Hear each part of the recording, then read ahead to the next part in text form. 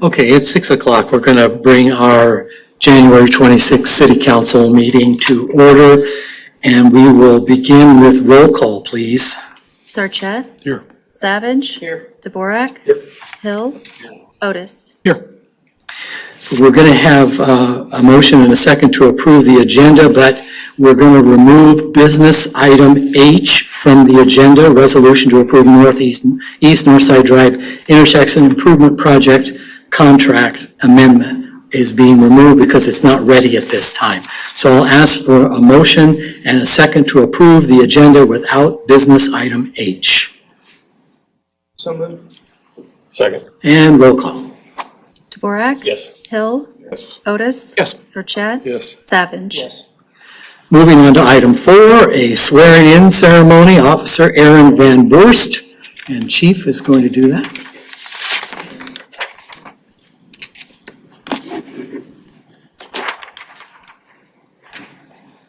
Raise your right hand, put your left hand up. I state your name. That's it. Start over.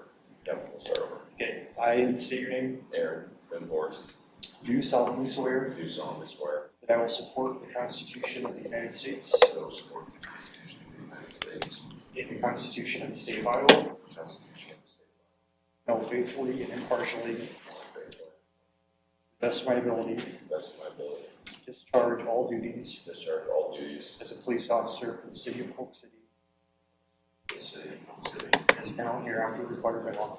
and down here.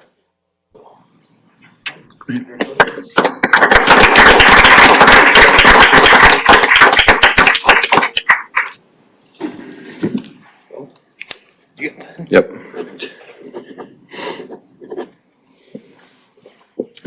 Welcome, Aaron. Can I put you on the spot for a sec? Tell us a little bit about where you're from. Just, typically we just kind of do these and don't really understand who I grew we're. up in Northwest Iowa, so down in like Sioux Center. Went to high school up there, went to college in Sioux City, and then went and got a job as a jailer down here in Polk County. So I was there for 3 years, and now I'm here. Wonderful. And then Well, headed to welcome. the academy in March. Yep. Perfect. Welcome. Thank you. Okay, we'll move on to item number 5, which is public comments. This is the time and place for comments for any item other than those that are a public hearing. Did we receive any cards, Susan? No, sir. Okay, we have anybody who wants to make a public comment who didn't fill out a card? Hearing none, we'll move on to item number 6, which is consent items. I'll ask for a motion and a second to approve the consent items. So moved. Second? And roll call. Savage? Yes. Dvorak? Yes. Hill? Yes. Otis? Yes. Sarchet? Yes. Moving on to item 7 and a long list of business items tonight. Business item 7A, second reading of ordinance 2026-100, adding chapter 124, massage therapy business licensing. And Chief Sipker is going to give our presentation. All right, good evening. After the last meeting, I did a little bit more research regarding this topic in Iowa Code Chapter 152C that was brought to my attention. In that code, the state is regulating massage therapy or massage therapists and not anything to do with the businesses like this code does here. Also within the Polk County, I checked with other departments, and us, Carlisle, Mitchellville, and Bondurant are the only ones without some ordinance similar to this. With that said, it's still my recommendation the council approves this ordinance as written. Any questions for Chief? So, I don't wanna, if your position has changed, but could you help me understand, because I thought about a little bit more of the discussion we had last year, and I just wanna fully understand, your position is that we're over-regulating one specific area unduly, and if we're gonna do something here, it should be done more broadly. Is that true? I don't think it's necessary to begin with. I am concerned that massage therapy in a specific business is being regulated in a way that massage therapy in different types of businesses is not. So as a massage therapy standalone, it's receiving these regulations. But if it's done out of a physical therapist or a trainer or a chiropractic office, it is not being regulated the same way. So you've got the same general profession being regulated two different ways depending upon the type of business. Right. That issue bothers me, yes. Okay, so ending that, the reason for that is the latter is where prostitution and human trafficking is most likely to occur. The former does not see it in this, not that it can't happen or doesn't happen, but doesn't happen in the same frequency. So, Yes. and I'm not challenging your concern or the point that the best case scenario here that this is unnecessary, right? I mean, it doesn't apply to us. Maybe we're getting an ounce of prevention versus a pound of cure like we talked about. That's the charitable version of this. If and when it does happen, if the recommendation is to, well, first of all, if the recommendation is that we should do this from his perspective, I'm kind of inclined to follow that. Or if it's been replicated somewhere else, put them together, and that's why I just want to understand where you're coming from a little bit more. I'm not trying to pull out. I'm not sure what your question for me was there exactly. So the risk of not doing that is outweighed by the perceived discrimination to one industry type. At this point in time, yes, I think so. I will cede that massage therapy businesses have a reputation that in some instances they have in fact earned, but I do not believe that that is a reason in particular that we should discriminate against one business type over another. I think we have adequate policing to be able to look at something, hear something in a small town like ours, and be able to proceed, and we don't need an additional ordinance on top of standard policing measures. The concern I have with only 4 cities not having this in place is that it is a problem in the metro currently. Yeah. And I could see them getting pushed out to our communities Yeah. since we aren't regulating it.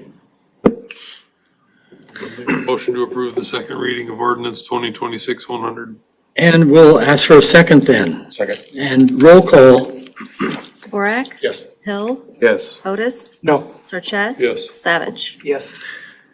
Item B, thank you, Chief. Item B, resolution to approve professional services agreement addendum with Snyder and Associates for the Polk City High Trestle Trail to Neil Smith Trail Connector Project Phase 1. All right, And Mike. yes, so I'm going to speak just a little bit here and then turn it over to Nick Furness. He's our construction observer. He has been since October of 2020. Tonight you'll see that there's 2 items on the agenda that are pretty much together, but it's B and C. And you'll see that we want to vote on an amended construction agreement for the roundabout and the 2 trails. And also there's a fee schedule that we need to talk about and have action on as well. So with that, I would like to bring Nick up and he can kind of dive into it just a little bit further.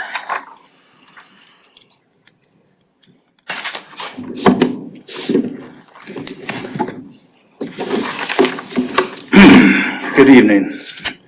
Like Mike said, I am Nick Furness. I'm the construction observer for Polk City, and I've been in that position since October of 2020, and currently still filling that role. The memo that you have in front of you is for the professional service agreement addendum with Snyder and Associates for Polk City Junction Trail Phase 1 and East Northside Drive intersection improvements project. The background of this is the purpose of this memorandum is to provide council with the background and justifications for the addendum to the existing professional service agreement with Snyder for the Polk City High Trestle Trail to the Neil Smith Trail Connector Phase 1. The city currently has the professional services agreement in place with Snyder related to the construction of the roundabout at that intersection. The proposed addendum expands professional services to support phase one of the trail through this project. The project is funded with state funds administered through federal government, making it a federal aid project. Federal aid projects are infrequent for the city and require significantly higher level of oversight, documentation, and compliance than standard city-funded projects. Two primary reasons for this addendum is one, the projected 2026 construction season workload. The city anticipates an unusually high volume of projects during this upcoming season, and staff currently expects at least 6 city-funded construction projects, 5 plat developments, 2 commercial site plans, and any additional projects that may be coming up. City staff believes existing staffing levels are sufficient to manage city-funded projects, plat reviews, and site plan reviews anticipated for this construction season. However, assuming responsibility for the federal aid project with current staffing would significantly limit staff's ability to effectively manage and observe all other city projects and plat developments for that. Kind of just highlighting the federal aid here in the next part. The federal aid projects require substantially more time and labor than a typical city-funded project. These requirements include, but are not limited to, a dedicated observer on site for a full working day, direct reporting and coordination with the Iowa Department of Transportation, interviews almost weekly with prime and subcontractor employees, and those are mainly to make sure that everyone's getting paid Davis-Bacon wages, getting regular and overtime pay as they should be, and required benefits that come with that. These compliance measures are not required for any other city project that has no federal aid money given to it, and they represent additional risk and administrative burden. Due to the infrequency of federal aid projects for Polk City, staff consider these requirements to be one-off obligations that are more effectively managed through professional services rather than internal staffing. Your alternatives are you do not approve it. The financial considerations are, and this for addendum are not to exceed $152,300 is our recommendation based on the projected workload, staffing capacity, and the enhanced oversight and compliance requirements associated with federal aid projects. City staff recommends approval of this agreement. Addendum with Snyder and Associates. This approach allows the city to effectively manage federal compliance requirements while maintaining appropriate oversight over all other city funding projects and development activities during the construction season. Any questions? Yeah, Nick, could you clarify something for me? So I just want to make sure I understand this statement. So the federal requirement, since this is essentially a federal funded project, an observer has to be on site all day? When they are actively working on it, yes. Okay, so during the entire project, if there's actual labor happening, you Correct. have to have Somebody has to be on site just to make sure, one small stone is placed where it's supposed to go, we're supposed to be watching for that. The caveat to that being, it's measurable. So like grading, you don't have to observe 100% of the time, but if they're putting a pipe in the ground, if they're doing sub-base, if they're paving, if they're doing anything that is distinctly measurable and isn't just paid as a plain quantity, that's what's required in federal aid projects. And is this related to Chelsea's role as being the contact, and then you have the observer, right? So this is mandatory to get federal funding. Correct. Essentially, you have to have it. Yes. When was our last project similar to this? Have we had one in a while? This is kind of new. This is the first for federal aid Polk job City, I'm but, aware of, Polk City. Okay. Nick, have you ever had any experience doing No, this? this will be the first one. The first one for me too, so. So again, moving forward, this will be a known that we'll have to have a separate observer for these federally aided. Okay. So if this weren't an exceptionally busy year for the city, do you think this would be something you I would be think able to so. do? I mean, I've tried to take as much of the classes and the resources that the DOT provides us to try to prepare for that. Now, obviously, this is gonna be a crazy year for us because typically, we average about 3 development plats and maybe one city project a year, and now we have a full slate of stuff, and it all just comes into 1 year for me. So, and I am just myself. There's nobody, I have to defer to Snyder if I'm not around, basically, so. Okay, anything else? So we need a motion to approve resolution for a professional services agreement addendum with Snyder and Associates for the Polk City High Trestle Trail to Neil Smith Trail Connector Project Phase 1. Motion and a second, So moved. Second. and roll call. Savage, Yes. Dvorak, Yes. Hill, Yes. Otis. Yes. Sarchet, Yes.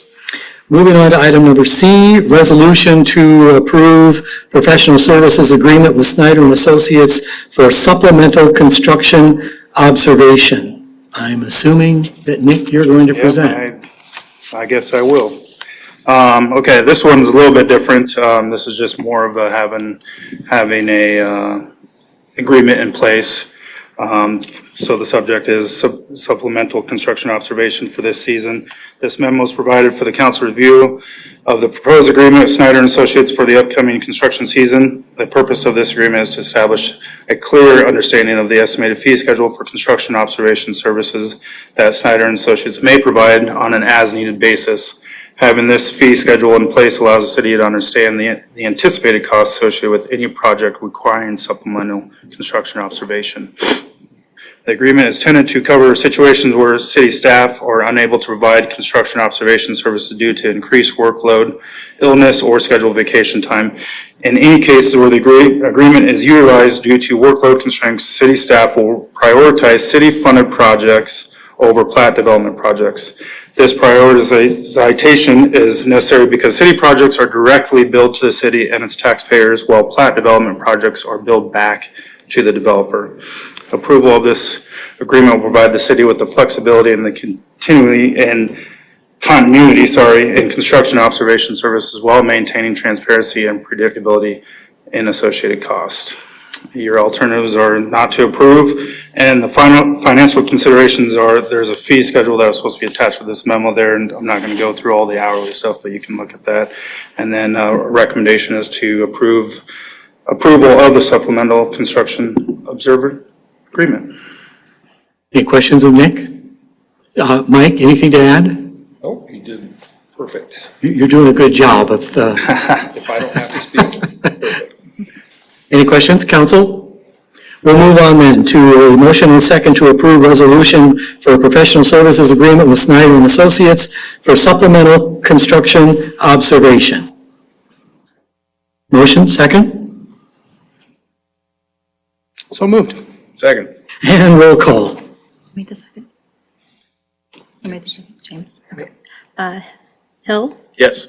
Otis, Yes. Sarchet, Yes. Savage. Yes. Dvorak. Yes. Thank you all. Thank you. Moving on to item D, United States Army Corps of Engineers easement and lease agreement addendums. You want to do these one and then two, or both at the same time? I will give one report for both. How's that? Okay, and then we'll vote on them separately. That sounds great. All right, so we'll talk about one first. Resolution to approve supplemental agreement number 1 to contract DACW 25-2-22-4072. For the city council to consider tonight is an addendum to contract ending in 4072. This addendum is a corrective action to the city's easement agreement for the iron treatment lagoons.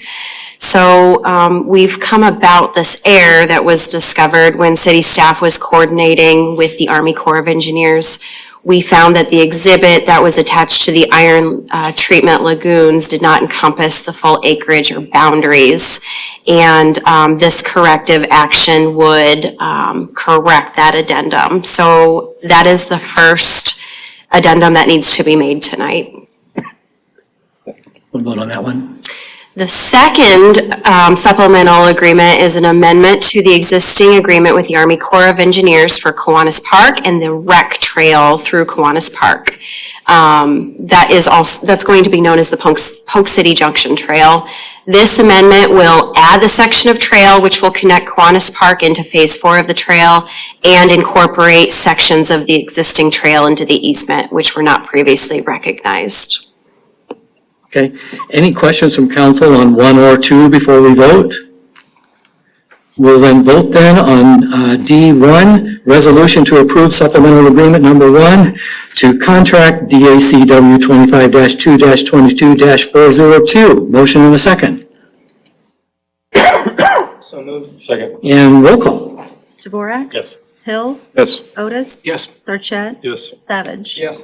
And then we'll vote on item D2, resolution to approve supplemental agreement number 2 to contract DACW 25-1-22-4099. Motion and second. So moved. Second. And roll call. Sarchet. Yes. Savage. Yes. Dvorak. Yes. Hill. Yes. Otis. Yes. Moving on to item E, resolution to approve P&A 2026-2 for Sump Pump Collector Funding Assistance Program. Chelsea? For the city council to consider this evening is the Sump Pump Collector Funding Assistance Program. We have been talking about a proposed program for a number of months, and before you tonight, you may consider the program. This program is to allow the use of the city's LMI fund to provide financial assistance to those that meet income eligibility. Just a reminder to the city council, the current balance of the city's LMI fund is just around $2 million, and the fund is going to continue to increase based off of developments with the Deer Haven development and the Whitetail Ridge development. So before you tonight is a funding assistance program that would be specific to the Sump Pump Collector project. The project includes construction of footing drain collector lines along Sunset Drive, Lindale Drive, and Oakland Drive. Just a reminder that Roosevelt Street was not included as part of that project that was awarded to the contractor. So the city is going to go in and construct the sump pump lines or the connector lines, and then we will ask the residents to bring their sump pump connection to the line. And that will be their financial contribution to the project, and they will be solely responsible for that. I think this proposed program is a great way for the city to use some of the city's LMI funding. But for those that qualify, which qualification guidelines are outlined in the policy, residents could apply, and they could apply for up to 50% funding from the city to connect their sump pump hose into the connector line. The policy that I wrote or that I started with and that's in the packet tonight would provide financial assistance up to 50% of the cost with a maximum limit of $500. I would recommend that we consider increasing that. I have that the max connection cost could be up to $1,500. Between $1,500 and $2,000. So I would recommend increasing that maximum limit to $1,000 if this program is something that the city council is interested in adopting. Are there any questions on the proposed funding assistance program? Is there a reason to necessarily have the $1,000 ceiling if we think we're going to be in these lower dollar values? Could we just set it at 50% and go from there? We could do that. Given the number of properties, I don't know how many people would participate in the program. So I think that would be fine if you didn't want to set a maximum amount. I think for the amounts we're talking about here and the amount we have available in the LMI fund, I'm happy to spend a little bit more to actually get these sump pumps not draining into the roads. Any little bit we can encourage them, I think. Mike, can I ask you a quick clarifying question? Do you see any issue with not having a maximum funding amount through the program? On the LMI side of things? Yeah, if just- we didn't cap it, and we just said that participants could receive funding, up to 50% of the eligible costs, would you want to put some stipulations in the policy around having a pre-approved contractor do the work? That's probably the one thing that I would have, make sure they're qualified to put it in, but other than that, if we want to go to, 100% participation on the city, if they qualify for LMI, is that what I'm understanding? No, we would keep it at 50% of the cost, but we wouldn't put a cap in place. Right now, the way the policy is written is there's a cap in place, and Nick is saying we could just do away with that cap. Understand that. I don't think that's a problem. Okay. Pre-approved contractor, pre-approved materials. We just want to make sure, yes. Yes. Remind me of what the average hookup cost is? We think the average hookup cost was going to be between $1,000 and $1,500. But on the high side, we could estimate between $1,500 and $2,000. Okay, all, Yeah. okay. It's purely gonna depend on where that thing comes out of the house. Yeah. Yeah, I'm good with just having the 50% limit. I do want to track this. I know we've, I think, well-intendedly designed good programs, and then it's not always clear how much usage there is, and we still do have the LMI funds, which is a good problem to have, but as we get applications for both this and the sidewalk repair project, just be nice to know how many are participating in this program. We can do that. Okay, then, let's have a motion to approve and a second for resolution resolution to approve P&A 2026-2 for Sump Pump Collector Funding Assistance Program. Motion and a second. Can we get, I'm going to make a motion to approve that, subject to removing the maximum dollar amount and adding language? and adding language for a approved contractor, approved materials. Does that need?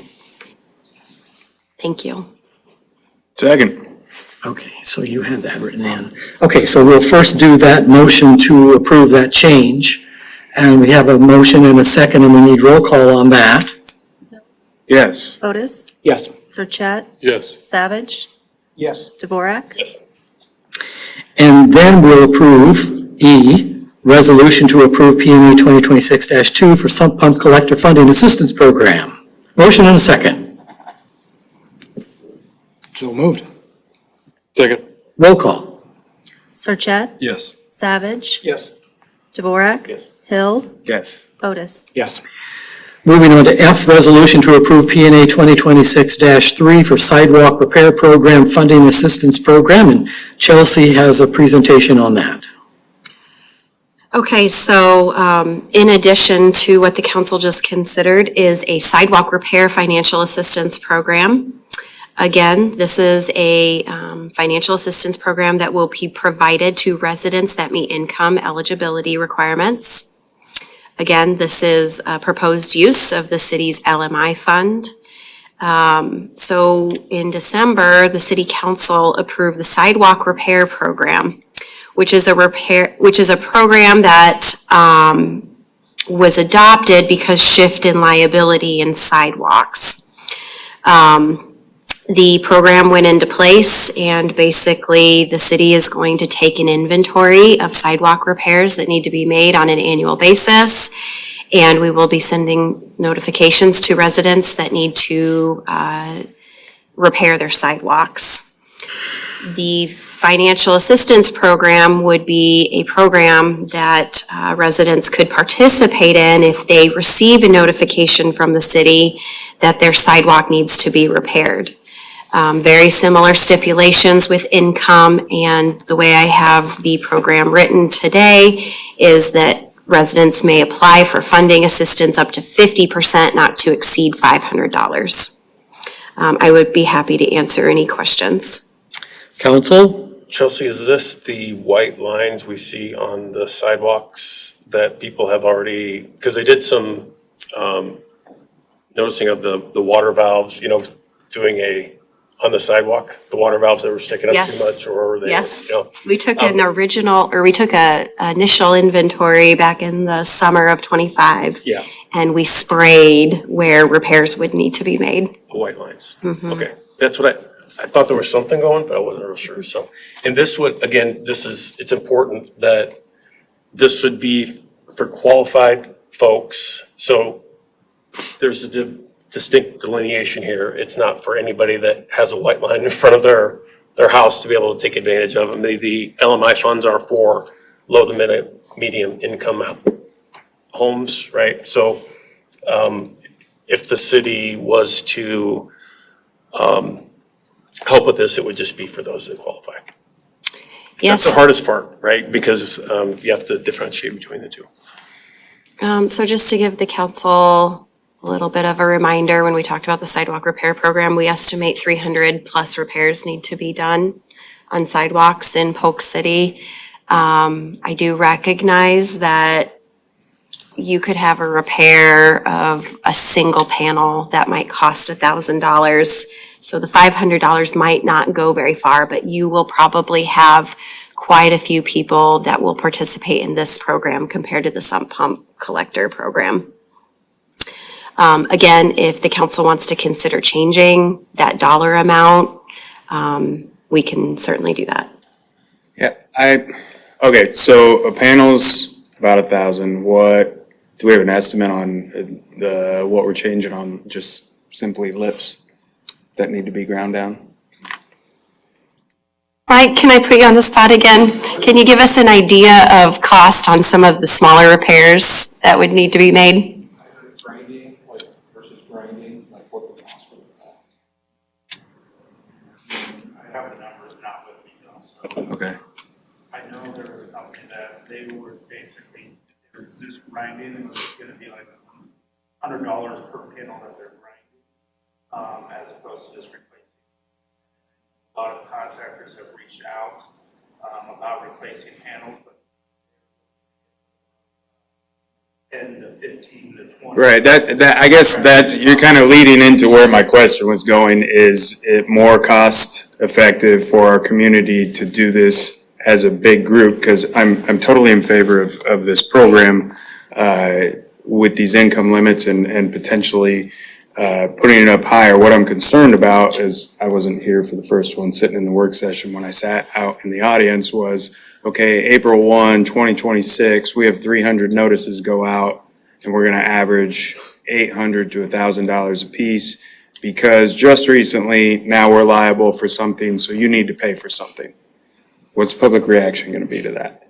And I'm concerned about it, and I'm just wondering if the council would consider approving this, but also looking at some potential ideas to group up a little bit more so we can drive down the price on, obviously, liability's liability and it needs to be addressed, but some way to explain this, slow this down a little bit so people understand, so they don't get something in the mail on April 7th and, sorry, I don't keep $1,500 sitting around for, just a random city repair.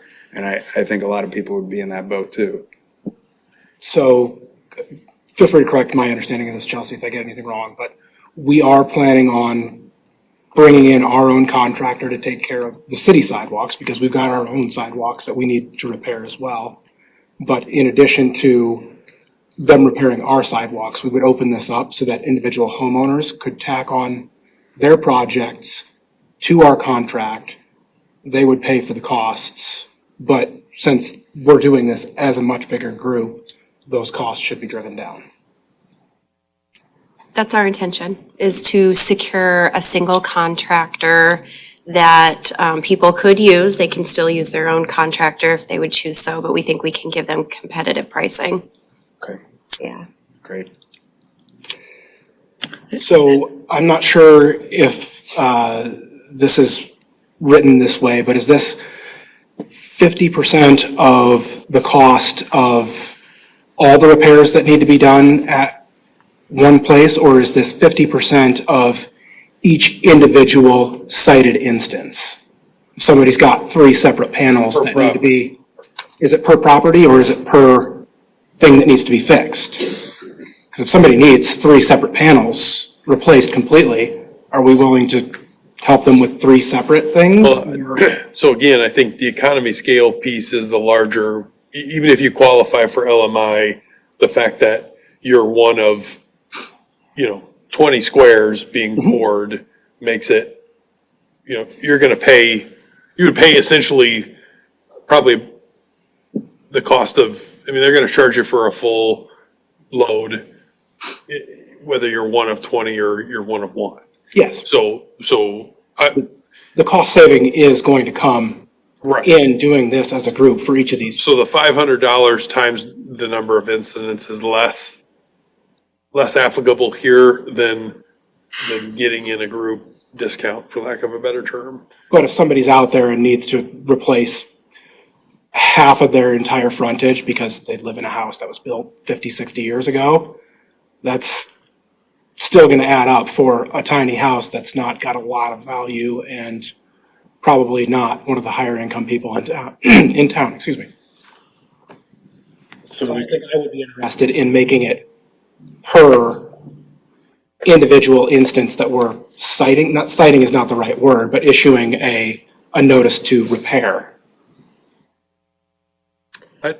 I think you're making a few assumptions there. What constitutes the beginning of one instance and another one? If we wanted to go another route, remove the dollar cap again here and just make it 50%. That would be a lot easier to manage than saying, one person tries to eyeball 5 different instances. And we have $2 million that we've sat on, and not just 2 million, It's but not that much anymore. yeah. But it's still a lot, right? And certainly much more than what we'll need for this project. So I would agree with that language as well. If that is the direction the council wants to go, I would recommend whoever makes the motion and second to just add that to their motion. Rob, you want to make that motion? I will make a motion to Can I make approve. one more quick question? Do we want people who are receiving this particular assistance to automatically be enrolled in the contract, or do we still want them to have the ability to go outside? I think the way the policy is written is it gives them the flexibility. Thoughts? I don't know that I care. Okay.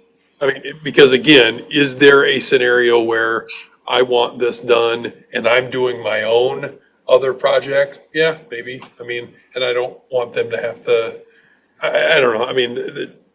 Think of another stereo, maybe this is a better one, but the money is still the money. The qualifications are still the qualifications. The liability is still the liability, in my opinion. My only concern there is if they decide to go to another contractor that it's gonna charge a lot more because they're not taking advantage of the economy of the scale of the LMI reimbursement or payment, right, could be significantly larger compared to. Do we want to write in the approved contract That, I language guess as that's, well? I'm not saying we have to change it, I just want to bring that up for awareness, right? If they don't go with, But why would you do that unless you're doing your own project? What if option A is to go with the city, that's cheaper and easier. yeah, I don't know, Option maybe B you got a is more brother-in-law who's expensive, got but I own a it. concrete business. yeah. that's- It's a government program. It's right with opportunities, let's be honest here. Okay. Well, don't the changes still have to meet certain standards regardless of who does them? Yes, they should still have to meet code. So am I adding the same qualifying vendor contractor piece? Just a reminder, the way our program was written is if you opt into the city contract, we'll waive the permit fee of $75. If you use your own contractor, we just don't automatically waive that fee. So I think that there is an incentive for people to participate in the city contract. But let's just give them the option. I think we only have to, from a language, just remove the limit, right? Okay.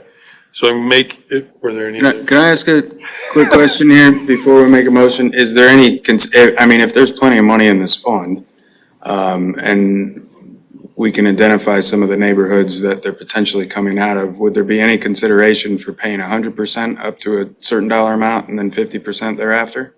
Yes, because remember, we have areas where we don't have sidewalks. Right. And the LMI is multi-use, not specific here. So it's a relative problem in the sense that we don't have a lot of qualifying properties. Okay. That we've fixed the inflow to. Dave alluded to, it got much bigger. We used the water tower, some other things, also stemmed the tide on why it was growing in a less, sustainable way. But I would hate to think, okay, we got the money to spend here, let's throw it all at this. A year later, something that's more infrastructure oriented that really does meet the needs of LMI as it's designed, even if it is an overreach and all those things. But I don't like we've got the money, let's spend it. And I know that's not what you're saying, but. No, it's not at all. It's just a consideration if you said, like, you're willing to pay 100% up to $500 and 50% thereafter. I don't have a problem with that either. 6-1, To me, I still like people having some skin in the game. I mean, Right, Hard for me I to- feel the argument back is going to be, I pay property taxes, I already have skin in the game. right.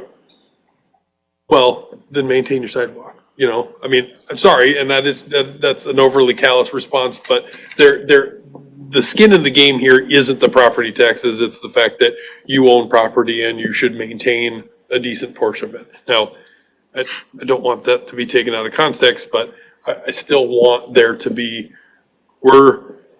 let's be honest here, you can say, an approach to this would be fix it, period, and we walk away, and someone with 3 or 4 instances is gonna need to spend $2,500 to get a dump truck or to get a cement truck to come out there, whereas, if they qualify here, we're talking about $700 of which they pay half. So we're 30-ish% very generously already. And I still feel as though some incentive is gonna eliminate some of the scenarios where we don't have, Yeah, I understand, just the skin in the game means different things to different people. Like, if you're on a fixed income and it's $2,000 and you have 500 and then it's 50% thereafter, you're still paying $750 rather than $1,000. I like helping our residents as much as we can, those that aren't that qualify. As much as we can help them. I believe it's not the right to have this, but that's what we're here for, is to help those that are less fortunate or difficult circumstances. Not saying these folks are, but the more we can help them, the better. And I'm open to pay as much as those in the council are also interested in doing. I mean, up to a certain point, skin in the game or not, I think we do need to do as much as we can. So is that 50/50 or is that 100%? I'm not sure what you're saying. Well, I'm not. Because you're saying I wanna pay- 100%, correct? I said 100%, would people consider 100% up to a certain dollar amount and then 50% thereafter? And is That would be what you're fine. saying? That would be the hybrid version. Yeah. I mean, my heart says I want to pay for everything, but my mind tells me that's a great. I was just throwing it out for consideration. I think that's a great way to look at it. Okay. And Rob was saying people should have more skin in the game. My inclination is to stick with the 50% because again, I do see that as the program itself is, you could argue the program itself is that 100% upfront because they're not paying for the same trip that they would be, right? I mean, I know I'm making up numbers here, but if you've got on your own, if you're on the significant side here, without us doing anything, you would be looking at $2,000 probably just to send a cement truck out. If you're one of 15, 20 trips, that's gonna be $100, $200, $500. And again, paying 50% of that or paying all of that. So to go from 2,000 to the $400 or $500 range You're already $1,500 ahead. Okay, so Jeff and Nick, we need you to chime in on this. So my only concern is setting a precedent. I mean, why would we do this, do this for this, but not do it for like the previous one that we just passed? Or I think it's a slippery slope. So I'm fine with the 50% with no limit. I don't want to get into a point where we start setting a precedent where the expectation is that we're going to have to start doing this with everything. Okay, Nick? I am happy with either variation. I think the 100% upfront is going to get us compliance on a lot of these smaller things much quicker. And since this is a liability issue, we don't want to be waiting 365 days plus whatever time it's going to take for our contractor to come back around, as they have 120 days to 365, depending upon severity. Jeff, you look very confused. No, that's. So the 365 days, and then we add it to our contract to get done the next season, all while we're liable for the entire thing. Or we can encourage this to actually get done by handing out an extra couple $100 to have it ground down now. Okay, so. I'm gonna go with the 100% up to, spit out a dollar amount, 500,000. I'm good either way, 500. What's that amount? 500? 100% up to 100% up to 500. 50% after? 50% following. Okay, so that option has 3 and the other one has 2. So what we need to do is have a motion and a second to approve that addendum of 100% up to $500. Do we have a motion and a second to do that? So moved. Second. Roll call? Dvorak, Yes. Hill, Yes. Otis, Yes. Sarchet, Yes. Savage. Yes. All right then, we'll move on to item G.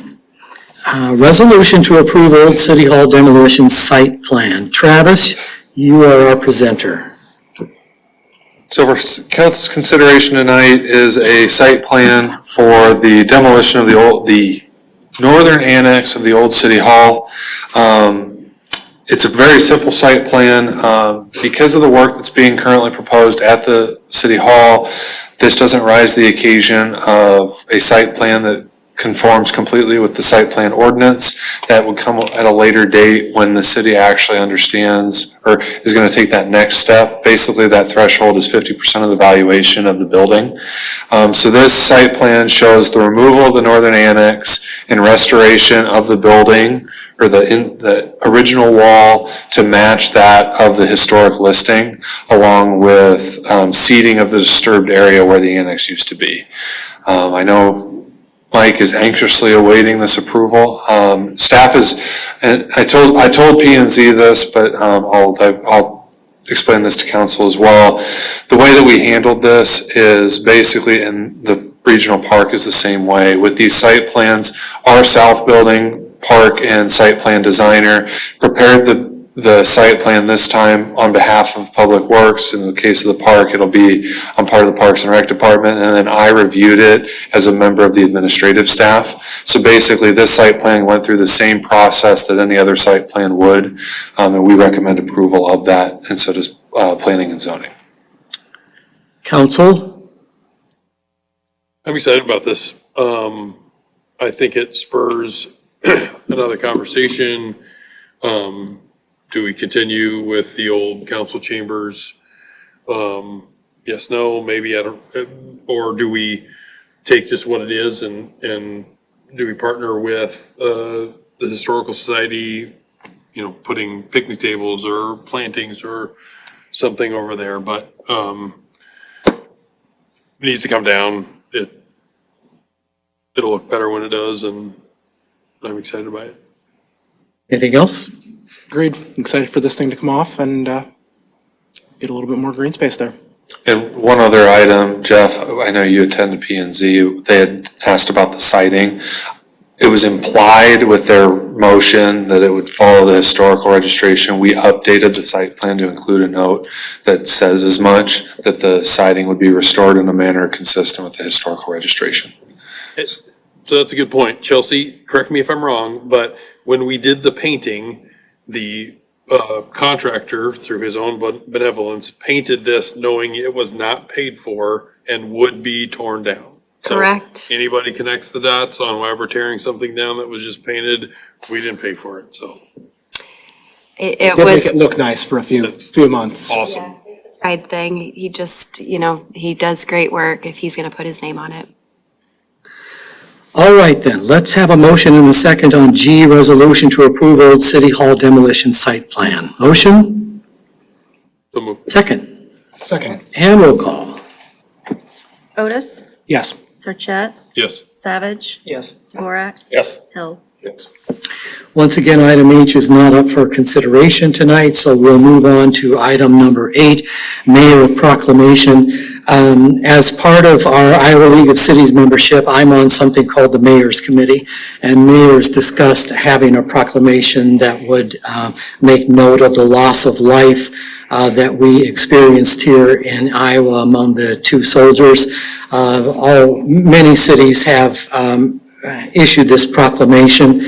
So I'll just read it to say, whereas on December 13, 2025, Sergeant William Nate Howard of Marshalltown, Iowa, and Sergeant Edgar Brian Torres Tovar of Des Moines, Iowa, both members of the Iowa National Army Guard's 113th Cavalry Regiment, 2nd Brigade Combat Team, 34th Infantry Division, were killed in action in Palmyra, Syria, while serving in support of U.S. operations.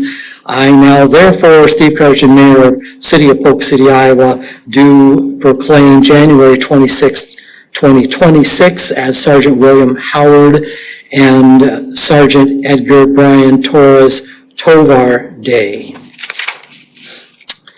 Moving on then to item number 9, which is reports and particulars, and we will begin with staff. Anything from staff? All right, Chelsea, anything from you? He's got his hand up. Oh, look at there. I don't usually like to talk, but Travis is absolutely right. I've been waiting for this moment for a long time as far as tearing down that annex that we have over there. Public Works has been preparing for that for some time. The electrical had to be moved, the water had to be moved. We're doing all those type of things. You'll see dumpsters sitting over there if you drive over there right now, and the excavator has been delivered, so either today or tomorrow, you will see progress on removing that annex tomorrow. Pretty presumptuous I that was we were gonna gonna say the approve same that, thing. jeez. We knew. But, we haven't touched it yet, though, so, only on the inside, but we prepared for all of those things. So I just want you to know that you'll be seeing the demolition. Public Works is in charge of that for some that are just on the council. We have Kyle Hout with Ridgewood Homes that's going to have his subcontractors doing most of the other work, the renovation work on the outside. So you'll probably see, the bare side of that building for a while. We'll protect it for the winter, depending on when his crews can come in and do it. He plans on coming Wednesday to take a look and see what we have. He wanted it off, the whole structure off, before he assessed the windows, the scroll above the windows, the siding, that type of thing. Because that siding will have to be matched. They'll have to make that. So anyway, you'll see progress very quick over there. Since you're moving that fast, can I ask that Public Works has one last meeting in the conference room / hallway before it gets torn down? We did that today. Oh, Oh, good man, good man. Okay, thank you. Take lots of pictures, Mike. Take lots of pictures for us. Yes, will do. Okay, thank you, staff. Council, anything? Super excited that the ice skating rink has it's been cold enough to actually get people out there, and it's been well used so far. I was out Saturday night and there was enough shaved ice on there to make you think it'd been snowing the entire day. But it's great to have it there, and it's great that it's actually functional now. Anybody, anything else? I just, in lieu of, we've been here for 2.5 hours, and discussed all these very important things, but I want to come back to the mayor's proclamation for what's really most important, and that is people giving their life for our country, losing their life to protect us and our freedoms. And just wanted to, I'm sure they're not watching, but, the families of the two soldiers that lost their lives was just, thinking about them during this. It's not going to go away. It's very difficult. And I just wanted to point that out. Thank you. Anyone else? So we do always want to recognize our volunteers as much as possible. And I didn't point people out last time when all the appointments went through, but we did, over the course of a short period of time, make several appointments to our Board of Adjustment, also an appointment to our Planning and Zoning Board, and we are going to be doing interviews in the near future for a position on our Parks Commission. So I just want them to know that council appreciates their service because they are volunteers. And that goes to all those who are already serving in a capacity for the city as well. We do appreciate your volunteer efforts. So moving on to item number 10, which is adjournment. I'll ask for a motion and a second to adjourn, please. So moved. Second. All in favor, say aye. Aye. Any opposed, same sign. We are adjourned until February 9th.